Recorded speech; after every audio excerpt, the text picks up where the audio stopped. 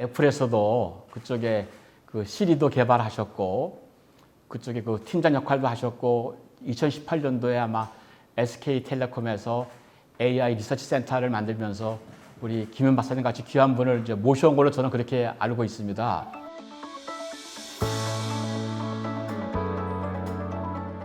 김윤 박사님, 네, 총장님 안녕하십니까? 네, 숭실대학교 총장 황준성입니다. 네, 반갑습니다, 총장님. 김윤입니다. 좀 많이 만나 뵙고 싶었는데요. 워낙 김윤 박사님의 명성은 많이 알려져 있지 않습니까? 저는 그렇게 김윤 박사님을 알고 있습니다.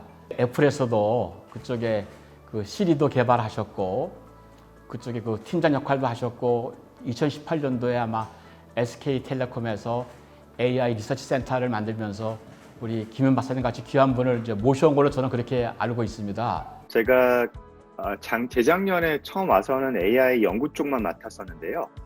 역할이 점점 늘어나서 지금은 SK텔레콤에서 5G랑 AI랑 클라우드랑 이제 기술 개발 쪽 그 담당을 다 맡고 있어요. 그래서 일이 많이 늘어난 상황이라 내부적으로 일을 챙기지 않으면 안 되는 상황이라서요. 그래서 이제 외부 쪽에 그 강연 요청은 요사이는 다 정중하게 거절하고 있었는데, 근데 이제 총장님 말씀도 제가 많이 들었고, 그 다음에 또 저는 크리스천이거든요. 그래서 크리스천 학교라고 말씀을 들었고, 또 신사참배를 하지 않은 유일한 대학이라고 그랬고, 한국 최초의 4년제 대학이고, 현재는 이제 북한과 이산이 되어 있는 대학이라고 들어서, 그래서 되게 저는 흥미로웠고요. 제가 알고 있기로는 우리 김윤 박사님의 모교는 카이스트로 알고 있는데 물론 스탠포드에서 하게 하셨습니다만 하여튼 우리 숭실대학을 그렇게 너무 잘 인지해 주시고 또 그렇게 높게 평가해 주셔서 다시금 감사를 드리고 한국 사회에서는 여러 가지 평가 지표를 가지고 대학의 랭킹을 매겨서 평가하지만 우리 숭실대학은 그런 평가에 흔들리지 않는 정말 그 자긍심과 역사성을 가지고 있는 최고의 대학이라고 하는 게 숭실 구성원들의 내적인 프라이드이기도 합니다. 그래서 아까 말씀하신 것처럼 그 38년도에 저희가 북한에서 일본이 강요한 시사 참배를 거부해서 학교 문을 닫았고요. 그리고 이제 16년 뒤에 그 54년에 지금 여기 상도동에다가 서울 숭실을 재건했습니다. 그리고 저희 대한민국이 IT 불모지인 시기 때 1970년대 저희 대학이 최초로 전자계산학과를 만들었고요. 그 역사성에 기초해서 저희가 91년에 최초로 인공지능학과도 만들었고 특히 이것만을 연구하는 단과대학을 저희가 유일하게 탄생을 시켰습니다. 그래서 처음에는 정보과학대학으로 시작을 했다가 지금은 대학의 명칭이 IT대학으로 단독으로 IT 분야의 칼리지를 운영하고 있고 관련된 정보과학대학원이 학교에 있습니다. 그래서 이런 역사성이 학교에 내재되어 있어서 잘 아시는 바대로 지금 대학은 특성화할 수밖에 없는 것이고 저는 학교 총장으로서 숭실대의 미래를 저희가 숭실의 모든 학문은 AI를 통한다라고 제가 비전을 설정하고 이번 10월 7일 개교기념일 때 새칭 AI 비전 선포식을 이제 준비하고 있습니다. 이런 계획 속에 우리 김윤 박사님께서 일정한 시간을 할애해 주셔서 다시금 큰 감사를 드립니다. 네, 별 말씀을요. 제가 이렇게 되게 귀한 자리에 그래도 함께 할 수 있어서 저는 되게 좋고요. 일단 갖고 계신 생각도 그렇고 AI 학과 만드신 것도 그렇고 모든 학과나 어떤 분야에 상관없이 AI가 녹아 들어가야 한다는 말씀을 해주신 것부터도 다른 이제 분들보다는 조금 앞서 있는 생각을 하시는 것 같아요. 아유, 감사합니다. 오늘 이렇게 귀하신 분 모시고 뵌 김에 한 두 가지만 제가 한번 여쭤보고 싶어요. 보통 이제 네네. 요즘 AI가 대세일 수밖에 없는데 일부 이제 AI 전문가들이나 미래학자들은 대략 한 2045년경이 되면 싱글레리티 포인트가 될 거다. 그래서 AI 기술이 인간의 이제 그 인텔리전스를 넘어서 가지고 소위 말하면 이제 터미네이터가 현실화될 수 있는 시기가 올 거라고 예측들을 하고 있는데 우리 AI 전문가이신 김윤 박사님은 이 부분을 어떻게 평가하실 수 있으신지요?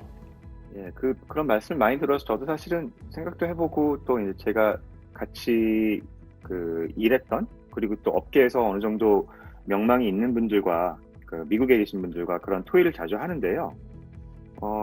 두 가지 파가 있는 것 같아요. 정말로 그 싱귤러리티라는 게 와서 인류의 위협일 수 있을 만한 그런 기술들이 어쩌면 코비드와 같은 그런 팬데믹이나 그런 여러 가지 위기 상황 때문에 더 많이 가속화가 될 거라는 그런 파가 있고요. 그 다음에 한 파는 그럼에도 불구하고 이제 그런 기술이 발전을 되면서 실제 사람들이 생각하는 것보다는 기술 발전이 더딜 수도 있고요. 그런 악의적인 발전은 미연에 방지를 할 수 있지 않을까 하는 그런 생각도 드는데, 제 생각은 사실은 그러한 게 터미네이터 같은 공상과학 영화의 그 말로로 인류가 멸망하는 그런 이벤트는 확률이 적을 것 같고요. 오히려 그 세상을 지배할 정도의 그 완벽한 그 능력을 갖고 있는 AI가 나타나기 직전에, 결국은 아주 파워풀하긴 하지만 기계 자체가 인류를 멸망할 정도의 수준이 되기 전에 아마도 세상에 있는 많은 그런 악한 영과 사람들과 나라와 그 집단들이 그것을 악용해서 인류를 멸망시킬 수 있을 것 같아요. 우리 김윤 박사님은 이제 오랜 동안 미국에 많이 계셨습니다만 우리나라 대학 교육을 어떻게 평가하세요? 우리나라 대학 교육의 가장 큰 문제점은 무엇이고 만약에 변화가 필요하다면 어떤 변화가 필요한지 혹시 한 말씀 주시셨으면 감사하겠습니다. 그냥 제가 본 바로는 서울대학뿐만 아니라 숭실대학뿐만 아니라 우리나라 대학뿐만 아니라 저는 세계의 대학이 현재 위기라고 생각하는 게, 가치 모델이나 밸류 프로포지션이 명확하지가 않으면 학생들이나 대학이라는 그런 커뮤니티를 많이 사랑하고 그것을 어프리시에이트하고 존중하고 거기에다가 투자를 할 수 있는 학생, 학부모, 그다음에 정부, 뭐 기타 여러 가지 그런 산학의 그런 손들이 점점 떠날 것 같다는 생각이 들었어요. 특히 디지털라이제이션이 가속화되고 더욱더 이제 코로나 때문에 더욱 가속화될 텐데, 그것에 비해서 현재 한국에 있는 대학을 포함한 대학들은 학과라는 아주 XYZ 같은 카르티지언 코디네이트에 있는 아주 아파트 같은 형식의 그러한 운영 체제를 갖고 있고, 또 이렇게 빨리 변할 수가 없는 여러 가지 인적, 그다음에 물적, 문화적 그런 그 관성을 갖고 있는 것 같아요.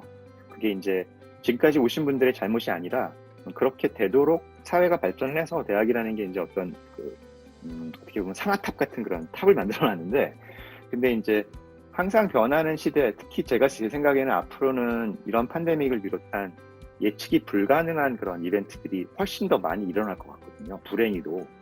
그런데 그런 예측 불가능한 임팩트 큰 이벤트에 과연 잘 견뎌낼 수가 있는 그런 조직과 그런 모델과 그런 사회일까라는 생각이 좀 들고요. 네. 그래서 아마 저는 10년 안에는 지금 현재 있는 대학 중에 한 절반 정도 이상이 아마 문을 닫아야 할 그런 위기가 올 거라고 생각을 하는 사람 중에 하나입니다. 제가 고민하고 있는 비슷한 동병상련의 심정으로 말씀을 해주셔가지고 더더욱 감사합니다. 우리나라 대학의 현실을 누구보다도 가장 깊이 있게 아시고 그 고민도 이해하시고 그 해결 방안도 제시해 주신 것 같아가지고 저한테도 또 하나의 도전이 되는 것 같습니다. 그래서 요즘은 이제 이런 오프라인 대학의 한계점을 이렇게 이야기하면서 요즘 각각 막는 대학이 미네르바 스쿨이지 않습니까? 근데 과연 이제 미네르바 스쿨이 지금 말씀하신 어떤 미래에 새롭게 자리매김할 수 있는 대학의 모델이 될 수 있는지요? 이것도 나름대로 한계가 있는지 혹시 김윤 박사님이 좀 보시는 견해가 있으면 좀 한 말씀 부탁드리겠습니다.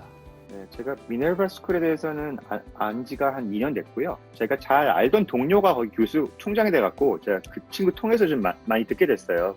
근데 보니까 상당히 재미있는 모델이고요. 또 얼마 전에 작년에 그 미네르바 대학 학생들이 세계 투어를 하면서 저희 회사 SK텔레콤에 있는 제가 맡고 있는 AI 센터에 이제 인턴을 한 3개월 했어요. 예, 그래서 그 학생들과 제가 이제 좀 시간을 같이 보낼 기회가 있었는데 상당히 재밌고 나름대로 좀 전 신선했어요. 그 학생들이 특히 갖고 있는 생각이 온라인과 오프라인의 분명히 단점과 장점을 알고, 그 친구들도 똑똑한 친구들이기 때문에 대부분은 부모님들이 예를 들면 하버드나 아니면 뭐 MIT나 스탠포드나 이런 학교에 갈 수 있는 실력이 됐는데도 불구하고 거기를 가지 않고 미네르바에 지원한 학생들이 가끔가다 있는데 상당히 힘들었다 그러더라고요. 자기가 부모를 설득하고 자기 자신을 설득하는데 오랜 시간이 걸렸는데 와서 보니까 잘했다는 생각을 하는 친구들이 좀 있는 것 같고 또 후회하는 친구들도 있는 것 같고 합니다. 근데 제 생각에는 아마 미네르바가 갖고 있는 그 단점은 오히려 이제 디지털 세상이 됐기 때문에 조금 달라질 수는 있겠어요. 작년까지만 해도 그 학생들이 가장 갈급했던 게 그 오프라인에서의 그 뭐라 그럴까요? 조금 지속성이 있는 사람과 사람과의 간의 그 물리적 그 교류, 그다음에 공간적 교류가 많이 아쉽다고 그렇게 말씀을 해주시더라고요. 학생들이. 예. 그래서 오히려 그쪽은 조금 너무 디지털이 가서 오프라인의 이 단점을, 그러니까 장점을 많이 답습하지 못한 상태로 이제 약간은 불균형이 있는 거 아닌가 생각을 했었는데, 지금은 다 세상이 바뀌어서 지금은 오히려 미네르바 같은 학교가 더 잘 될 수가 있는 여러 가지, 왜냐하면 일찍 시작했으니까 더 잘 될 수가 있는 여지가 있긴 있는 것 같습니다. 네. 예, 제가 너무 많은 귀한 시간을 뺏어서 죄송스러운데요. 한 말씀만 더 여쭤보겠습니다. 그 미래 세대인 우리 뭐 숭실의 재학생만이 아니고 더 넓게는 이제 대한민국의 대학생들이 될 텐데 어떤 미래 세대에게 혹시라도 이 AI 시대를 살아가는 어떤 지혜라든지 또는 뭐 다른 차원에서 한 말씀 주실 게 있으시면 한 말씀 좀 부탁드리겠습니다. 학생들의 입장에서는 상당히 저는 사명감이 커야 될 것 같아요. 예전에 의사나 아니면 이제 사회를 위해서 봉사를 하시는 분들이 갖고 계신 그런 사명감만큼 오히려 그런 것보다 훨씬 더 큰 사명감을 갖고 일을 시작하고 일을 함부로 시작하지 말아야 될 것 같고요.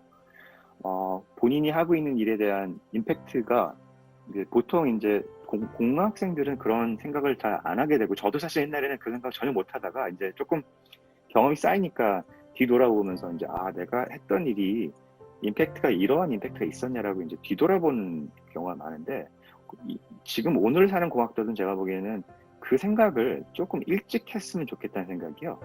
윤리적인 면, 그 다음에 사명감, 그 다음에 내가 개발하고 있는 기술이 나중에 어떠한 사회적 임팩트를 낼 건가라는 거를 조금은 생각하면서 본인의 커리어를 만약에 쌓으면, 그러면 나중에라도 훨씬 더 저는 좋은 사람들과 좋은 프로젝트와 좋은 기회들이 열릴 거라고 생각을 해요.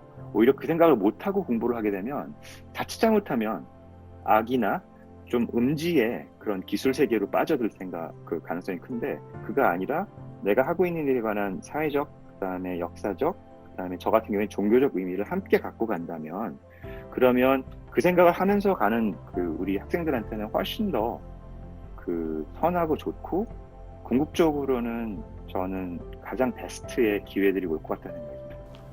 네, 감사합니다, 김현 박사님. 늘 한번 뵙고 싶었었는데 오늘 좀 아쉽지만 화상으로 뵙고 또 다시 만날 수 있는 기회를 약속하면서 오늘 여기서 인사드리는 걸로 하겠습니다, 김현 박사님. 네, 총장님 감사합니다. 저도 다음 저희가 좀 상황이 좋아지면 실제로 뵙고 말씀 나눌 기회가 있었으면 좋겠습니다. 네, 그럼 오늘 화상으로 만남을 여기서 마치도록 하겠습니다, 김현 박사님. 예, 감사합니다. 네, 총장님 감사합니다. 예.